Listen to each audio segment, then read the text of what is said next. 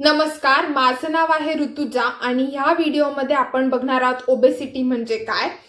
Obesity आणि cancer किंवा इतर आजार यांचा नक्की संबंध काय आहे आणि कसा संबंध आहे, त्याबरोबरच आयडियल वेट हे काय असलं पाहिजे आपल्या वयानुसार, हे सगळं मी तुम्हाला या व्हिडिओमध्ये इन डिटेलमध्ये सांगणार आहे. तर व्हिडिओ शेवटपर्यंत पाहत राहा.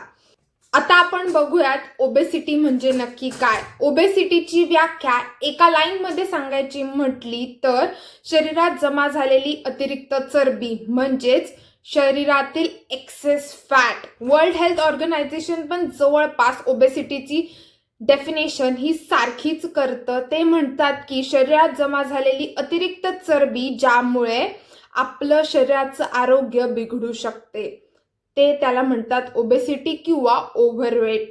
रिसर्च करताना हेल्दी वेट असलेल्या लोकांसोबत ज्यांचं वेट ओव्हरवेट आहे किंवा ओबेसिटी ज्यांना आहे अशा लोकांसोबत कम्पेअर केलं आणि त्यानंतर असं लक्षात आलं की ज्या लोकांना ओबेसिटी आहे त्यांना इतर आजार होण्याचे चान्सेस हे हेल्दी वेट असलेल्या लोकांपेक्षा अधिक आहेत. त्यामध्ये हाय ब्लड प्रेशर असेल, डायबिटीज असेल किंवा हृदयासंबंधित इतर कोणतेही आजार असतील. आणि त्याबरोबरच अमेरिकन कॅन्सर सोसायटी यांनी रिसर्च केला आणि त्यांना असं समजलं की जवळपास 13 वेगवेगळ्या प्रकारचा कॅन्सर होण्याची शक्यता आहे. त्यामध्ये breast cancer, colon cancer, prostate cancer, kidney cancer हे आणि इतर अनेक प्रकारचा कॅन्सर होण्याची शक्यता दिसून आली. आता आपण बघणार आहोत की आपल्या शरीराचं वयानुसार आयडियल वेट हे काय असलं पाहिजे. आपल्या शरीरामधील बॉडी फॅट मोजण्यासाठी डॉक्टरांनी एक पद्धत शोधून काढली, तिलाच म्हटलं जातं बॉडी मास इंडेक्स म्हणजेच BMI. आता बॉडी मास इंडेक्स हे काढायचं कसं. एखाद्या व्यक्तीचं वजन किलोग्राम मध्ये भागिले उंचीचा वर्ग अशा पद्धतीने निघतं बॉडी मास इंडेक्स.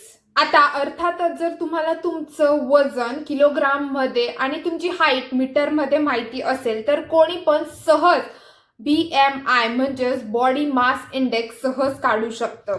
पण तुम्हाला समजणार कसं की तुमचं वेट हे परफेक्ट आहे, म्हणजेच तुम्ही हेल्दी आहात, तुम्ही अंडरवेट आहात की तुम्हाला ओबेसिटी आहे. आणि सायंटिस्टने विशीच्या पुढच्या लोकांसाठी एक स्टँडर्डाइज कॅटेगरी सेट केली, ती म्हणजे काय आता आपण ते बघूयात.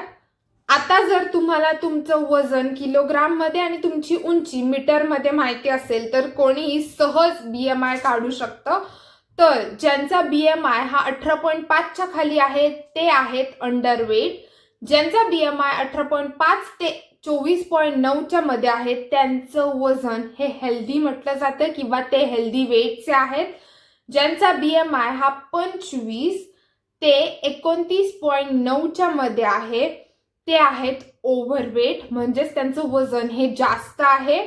ज्यांचा BMI 30 ते 40च्या मध्ये आहे ते आहेत ओबेस म्हणजेच लठ्ठ. आणि ज्यांचा BMI हा 40च्या पुढे आहे त्यांना म्हटलं जातं सिव्हिअरली ओबेस म्हणजेच अतिरिक्त लठ्ठपणा ज्यांना आहे.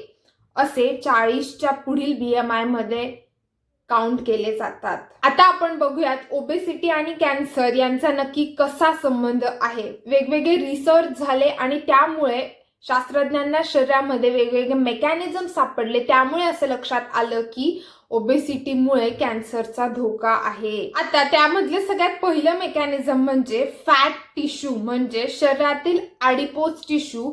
जर का आपल्या शरीरामध्ये अतिरिक्त फॅट जमा झाले तर अशा वेळेला ते इस्ट्रोजन हार्मोन खूप अधिक प्रमाणामध्ये प्रोड्यूस करायला लागतात आणि त्याचा धोका म्हणजे शरीरामध्ये अंडाशय म्हणजेच ओव्हॅरियन ब्रेस्ट कॅन्सर होण्याची शक्यता अधिक वाढायला लागते. आता त्यामधील दुसरं मेकॅनिझम असं सापडलं ते म्हणजे ज्यांच्या रक्तामधील इन्शुलिनचं प्रमाण हे अधिक असतं त्यांना फक्त टाईप 2 डायबिटीजच नव्हे तर thyroid, breast cancer, colon cancer, prostate cancer यासारखे इतर कॅन्सर होण्याची शक्यता ही वाढते. आता त्यामध्ये तिसरं मेकॅनिझम म्हणजे आपल्या फॅट सेल्सचाच म्हणजे शरीरामध्ये जी अतिरिक्त चरबी जमा होते तिचा कळत नकळतपणे संबंध हा आपल्या सेल्सशी येतो, सेल ग्रोथशी येतो. त्यामुळे या अतिरिक्त झालेल्या फॅट सेल शरीरामध्ये असा सिग्नल पाठवतात की शरीराला आता आराम करायचा आहे आणि हा सिग्नल शरीरात गेल्यामुळे शरीरामध्ये ॲबनॉर्मल सेल्सची ग्रोथ ही अधिक प्रमाणात वाढायला लागते आणि त्यामुळेच कॅन्सरचा धोका देखील अधिक प्रमाणात वाढतो. मग वजन कमी केलं तर कॅन्सरचा धोका कमी होतो का? अनेक ऑब्झर्वेशनल स्टडीज झाले. त्या स्टडीजमधून असं समजलं की कॅन्सरची रिस्क ही नक्कीच कमी होते जर का तुमचं वेट हे आयडियल असेल तर. उदाहरणार्थ पोस्ट मेनोपॉझल वुमन म्हणजेच मेनोपॉज नंतर अनेक स्त्रियांमध्ये वेट गेन होताना दिसतं किंवा वजन वाढताना दिसतं. अशा स्त्रियांच्या ग्रुपवरती शास्त्रज्ञांनी स्टडी केला. त्यापैकी काही स्त्रियांनी त्यांच्या शरीराच्या वजनापैकी 5% वजन कमी करण्याचा प्रयत्न केला ॲज कम्पेअर्ड टू काही स्त्रियांनी वजन कमी केलं नाही. आता ज्या स्त्रियांनी त्यांचं वजन कमी केलं, स्टडीमध्ये असं लक्षात आलं की त्या स्त्रियांना मोस्टली ब्रेस्ट कॅन्सर आणि एंडोमेट्रियल म्हणजेच गर्भाशयाचा कर्करोग होण्याचा धोका हा पूर्णपणे कमी झाला ॲज कम्पेअर्ड टू ज्या स्त्रियांनी त्यांचं वजन कमी केलं नाही. आता मी तुम्हाला हे असं एक उदाहरण दिलं. अशी अनेक उदाहरणं आहेत की जर तुम्ही तुमचं वजन हे हेल्दी ठेवलं, परफेक्ट ठेवलं तर तुम्हाला फक्त कॅन्सरच नाही तर इतर कोणताही आजार होऊ शकत नाही.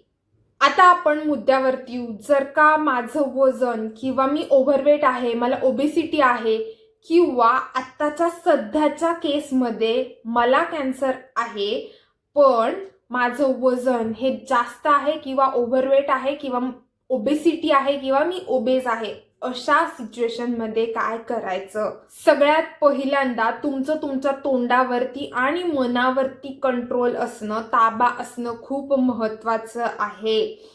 तुम्ही जर का खूप जास्त फास्ट फूड खात असाल, तळलेले पदार्थ खात असाल, तेलकट पदार्थ खात असाल, बेक फूड, प्रिझर्वेटिव्स घातलेलं अन्न जर तुम्ही खूप जास्त प्रमाणात खात असाल, बाहेरचे शुगरी ड्रिंक्स, बिस्किट, त्याच्यानंतर प्लास्टिक म्हणजेच चिप्स, या सगळ्या गोष्टी जर का तुम्ही अधिक प्रमाणात यांचं सेवन करत असाल, अधिक प्रमाणात तुम्ही घेत असाल तर ते नक्कीच तुमच्या शरीरासाठी अत्यंत हानिकारक आहे. जेवढं शक्य आहे तेवढं तुम्ही घरचं आणि घरचंच अन्न खा. जेवढं शक्य आहे तेवढं सात्विक हेल्दी फूड खाण्यावरती जास्तीत जास्त भर द्या. हे सगळ्यात महत्त्वाचं. दुसरी गोष्ट म्हणजे तुमच्या जेवणाच्या वेळा ह्या फिक्स आणि फिक्सच पाहिजे.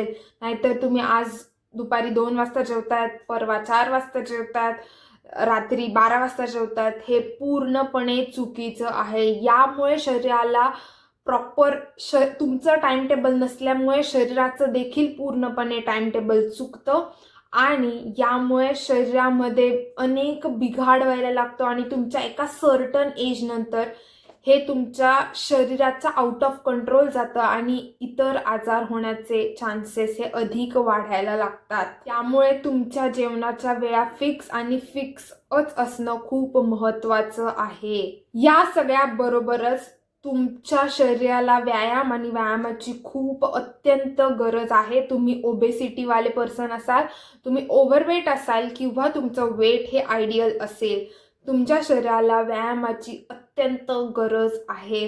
कारण मी मगाशी म्हटलं तसं जर का तुम्ही व्यायाम केला नाहीत, फक्त खात राहिलात तर शरीरामध्ये अतिरिक्त चरबी जमा होते आणि ही चरबी शरीराच्या कुठल्या तरी कोपऱ्यामध्ये जाऊन बसते आणि त्यामुळे म्हणजेच फॅट्स, त्यामुळे ही चरबी एका ठिकाणी जमा झाल्यामुळे ओबेसिटीचं प्रमाण हे अधिक प्रमाणात वाढायला लागतं. त्यामुळे 24 तासापैकी ॲटलिस्ट 1 तास व्यायाम करणं खूप गरजेचं आहे. ॲटलिस्ट 1 तास तुमच्या शरीराला द्या. तेवढं तुमचं शरीर हे नक्कीच डिझर्व करतं. कारण तुम्ही तुमच्या शरीराला दिवस ते रात्र पूर्णपणे एवढं राबवतात. तुमच्या शरीराला व्यायामाची गरज आहे. म्हणजेच ती एक प्रकारची सर्व्हिसिंग असते. जर तुम्हाला तुमचं लॉंग टर्म हेल्थ मेंटेन करायचं असेल तर जेवणानंतर किमान 30 मिनिटं वॉकला जा.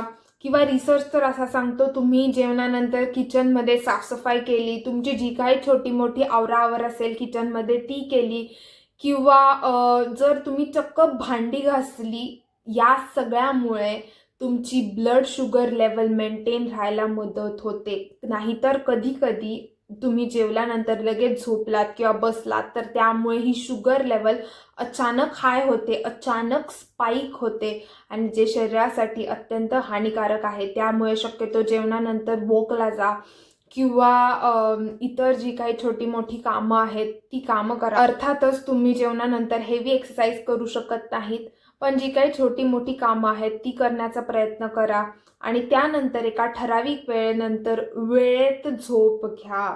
ते देखील खूप महत्त्वाचं आहे. जर का तुमची झोप ही वेळेवरती नसेल तर ते देखील एक सगळ्यात महत्त्वाचं कारण म्हटलं जातं ओबेसिटीचं.